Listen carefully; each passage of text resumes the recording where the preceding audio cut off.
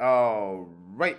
So in this video, we're going to be talking about former Super Eagles captain Ahmed Musa and his return to the NPFL. His latest return to the NPFL happened just a few days ago. We're going to be talking about that. We're also going to be talking about two Super Eagles coaches having some beef in the NPFL. Heated moments after a match, and we're going to be talking about that. And we're also going to be talking about the draws for the Chan qualifiers. The Chan will be coming up next year, and the draws will be taking place this month in a few days. We're going to be talking about that. But first, please make sure to like this video, subscribe to the channel if you haven't already. Thank you very much. So yeah, first we're going to start with the Chan qualifiers talk. And the Chan is actually going to be hosted next year from February the 1st to February the 28th. Now, the Chan is a competition strictly for players who play in their home countries. So basically, a player can only play for Nigeria if he plays in Nigeria. And the crazy thing about the Chan that I just noticed was it's going to be the first tournament with 3 countries. You know, the World Cup coming up will be in the U.S., Mexico, and Canada. Well, this tournament right here is going to be between Kenya, Uganda, and Tanzania. So that's pretty cool right there. And speaking of the draw will be held on Wednesday, the 9th of October. This Wednesday, the 9th of October in Cairo. I don't know why they're holding it in Cairo if the tournament is going to be hosted in these 3 places. Why not one of these 3 places? But it will be hosted 12 noon Nigerian time in Cairo. So basically this draw will set up the first and second round qualification matchups. So the first round will be held in October and November, first leg of which will be played from the 25th to the 27th of October, while the second leg will be played from the 1st to the 3rd of November. Then you move on to the second round, which will be played all in 1 month. First leg, December the 20th to the 22nd, and the second leg, December the 27th to the 29th. So on the last video, we kind of got into the Chan a little bit. We talked about Augustin Eguavon saying that basically the 2 NPFL coaches on his team will be in charge of the Chan team. Daniel Ogunmodede of Remo Stars and Fidelis Ilechukwu of Enugu Rangers. He said they'll mostly be in charge of everything like selecting players and things like that, and he just comes in to chime in here and there. We said that in the last video, but honestly I kind of feel like the organizers of this competition are making it hard for no reason.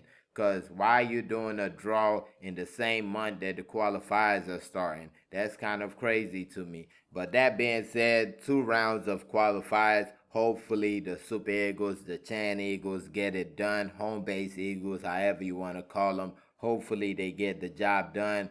Only 2 rounds, but last time I think the first round was Ghana. So a good draw would be nice going forward in this competition right here. But hopefully we get the job done. It is going to be tough.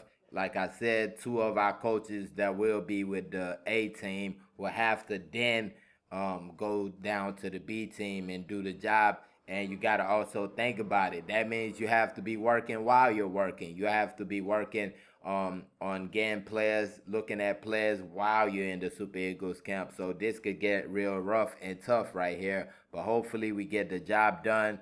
And moving on, we're going to stay in the NPFL and talk about the return of former Super Eagles captain Ahmed Musa, his 3rd stint in the NPFL. And it was just recently reported that he returns to the league on a short-term deal with Kano Pillars. Of course, this is his 3rd time with Kano Pillars. Basically started his career off with Kano Pillars, moved to Netherlands if I'm not mistaken. Then a couple of years ago, he returned to the NPFL, and Kano Pillars had a short stint. It was like a half a season he spent with him. And now he returns for his 3rd stint, 3rd time the charm. They say it's a short-term contract. And not just Ahmed Musa coming back. We have another Super Eagles player that's in the team with him. Shehu Abdullahi also returns to the NPFL with Kano Pillars. Of course, Ahmed Musa, a forward that can play on basically any side of the front three. Then you got Shehu Abdullahi, a right back. And you can't forget the big moment he had in the World Cup qualifiers that took us to the 2018 World Cup. The assist that he had to Alex Iwobi definitely will live forever in Nigerian football folklore. And he also has a bronze medal at the Olympics, the 2016 Olympics in Brazil. Picked up a bronze medal with that team also. And just like Ahmed Musa, he played for Kano Pillars before leaving the NPFL. But right now, he and Ahmed Musa returned to a club that is kind of struggling at the moment. Can you call it struggling? 4 matches, 1 win, 1 draw, and 2 losses. Definitely call it struggling, even though it's early days. So their next matchup of the league season will be played tomorrow. Kano Pillars taking on Sunshine Stars. 4 p.m. Nigerian time will be the start of the game. Of course, I can't talk about Kano Pillars without talking about the man, the myth, the legend, Rabiu Ali, still doing his thing in the NPFL. I mean, I don't really have any new information to give you. I think he's like 44, 45 years old right now, and not one step does he look like he has lost. It's ridiculous.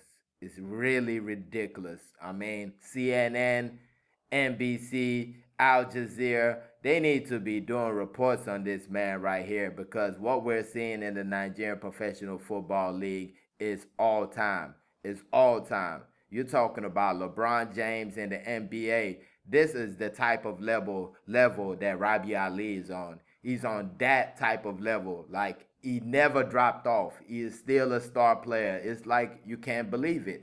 And we got that in the NPFL. So, by the way, make sure to watch the NPFL. If you do have a chance, you're close to a stadium, you're close to a TV that's showing a game, show those guys love. But moving on, and we're going to get in a little bit of a lighter note. 2 Super Eagles coaches got the beef going on.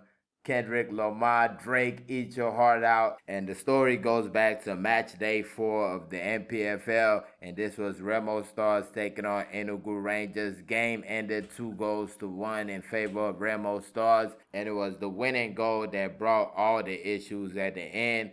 So basically a breakdown of the story. Enugu Rangers had a player down. They throw the ball out for the player to get treatment. Remo Stars put the ball back in, but they don't give it back to Enugu Rangers, which is the fair play thing to do, the unofficial rule. You give it back to the team that had a player hurt. But they kept the ball, and they went on to score a goal, which was the match-winning goal. And Fidelis Ilechukwu, the head coach of Enugu Rangers, was not feeling that, and it let it be known in the post-match interview. And then on the other hand, you had Daniel Ogunmodede, and he's basically like, I don't care. We won the game, and that's all that matters. But first, we're going to check out the goal, which was scored by Raymond Michael Tochukwu. It doesn't have the moment when the player goes out injured or goes out for treatment, but it does have like the lead up to the goal, and you can hear people saying things about what's going on, which basically gives you the gist of the situation. So let's check this out. The Sky Blue Stars now throwing quickly by Remo Stars.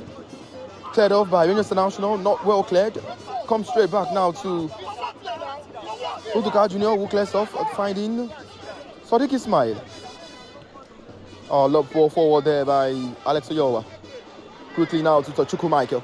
Tochukwu Michael still in possession. Tochukwu Michael! So as you heard right there, there was at least one person yelling fair play, fair play. And I'm thinking that was the head coach of Enugu Rangers, Fidelis Ilechukwu. And speaking of Fidelis, let's get into this next clip right here. Fidelis Ilechukwu, Daniel Ogunmodede, both speaking about the match in their post-match interview. That I'm disappointed with Ijabor today. Big disappointment in football. You have to value human. You don't win by all means. You don't have to be so desperate to win. It's no more football. We give the fair play for the player treatment. You told your player not to throw fair play because he wants to win. You don't have to win. We didn't win league this way. You don't have to win. In football, we value humanity. It's important you value woman, you value life. Because it's marathon. If you don't win this place, you can win other place. But continue pushing forward. when there is life, where I know that we have to rescue somebody, to me, big disappointment. I don't want to have friends that want to win by all means. Big disappointment. He's my friend, don't forget. He's a workaholic. He put a lot of energy into the game. And he came and he lost. You want him to be happy? He should not be happy. I don't expect him to be happy. If he's happy, he's not my friend anymore. That means he's not dedicated to his job. Just like I was sad in Enugu the last time. I was extremely sad. I was so sad. In fact, we couldn't see until I left Enugu. But this time he's sad. It's normal. Let him enjoy the sadness and come back as friends. It's normal. Nothing takes away our friendship. So as you heard right there, basically, like I said, Fidelis Ilechukwu not too happy about the situation. Daniel Ogunmodede really could care less. He's like, I got the W and that's all that matters. Now, my opinion, I got a lot of opinions about this. Number one, you got to understand that even though fair play is part of the game, it's not a rule in the game. So you got to be prepared at all times. Let's get that clear. Let's get that understood. But number two, I'm on Fidelis Ilechukwu's side, man. I'm on his side because you got to play football the right way at the end of the day. And winning like that does not show your quality. It does not show your character as a team. It does not show much. But at the same time, it's not like they threw the ball in, ran right there and scored. It kind of took a while before they scored, so you got to put that out there also. But I feel like this situation could be good and bad. It could be bad. Let's start with bad for the Super Eagles. You both coach on the Super Eagles. So if both of them going to camp not wanting to talk to each other, not wanting to communicate, not wanting to work with each other, not wanting to be professional, that could be a problem. But, and I do got to say but, there is the situation where this helps the NPFL immensely because this could be the beginning of a great rivalry right here. You got two coaches who were besties before the season. You see them doing interviews together. You see them laughing together. Then all of a sudden, this situation kind of brings a separation between the two.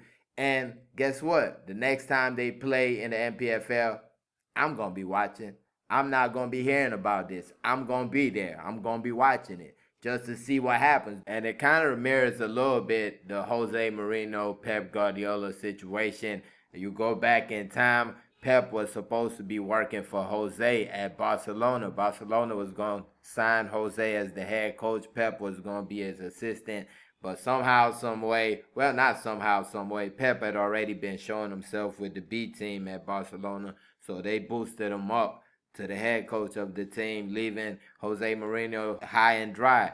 And that led to basically the best era of Spanish football, Real Madrid, Barcelona. It almost messed up their national team, like I'm saying in this situation. But you go back to that era, that football was box office. And yeah, this could be the same situation here. Of course, on a lower note, but still kind of the same type of situation. Because the Jose Pep rivalry has definitely fed families. You even think about when they were both in the EPL. They're hugging each other before the games. They're saying, oh, yeah, we're going to have dinner after the game.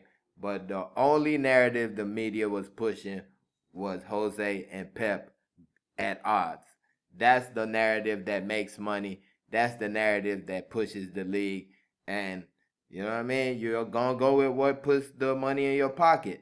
And that's how I see about this right here. This could be something. Because to keep it real, I don't really need Daniel Ogunmodede and Fidelis Ilechukwu to be best friends. That's not doing anything for anybody. If I'm a Remo Stars fan, if I'm an Enugu Rangers fan, I don't like your friendship. I need there to be a little bit of bad blood because we're trying to beat these guys. Remo Stars, for the last few seasons, they've been in the top 3, top 4. So you got to understand this is a team that is your competitor if you're trying to win the NPFL. So if I'm a fan, I don't need that friendship. You guys have the 2 best teams. We don't need that. This is competition. This is not a friendly match. So that's why, yes, I kind of agree with Fidelis on you got to play football the right way. But I also agree with Daniel Ogunmodede because this is kind of war. This is a battle. This is not Oh, how you take your turn. No, I want to beat you. I want to defeat you. I want to destroy you. That's what sports is about. It's not if you want to have fun, you go do something else. But let me know your thoughts. Put it in the comment section. We got Ahmed Musa and Shehu Abdullahi returning to Kano Pillars in the NPFL. Chan on its way. The draws will take place in a few days. And of course, Fidelis Ilechukwu, Daniel Ogunmodede. Let me know your thoughts on that situation. Be the judge of that situation. And don't forget to like this video. It really helps the channel in growing. Subscribe to the channel. Also, comment, share, all that good stuff. Thank y'all for watching. Peace.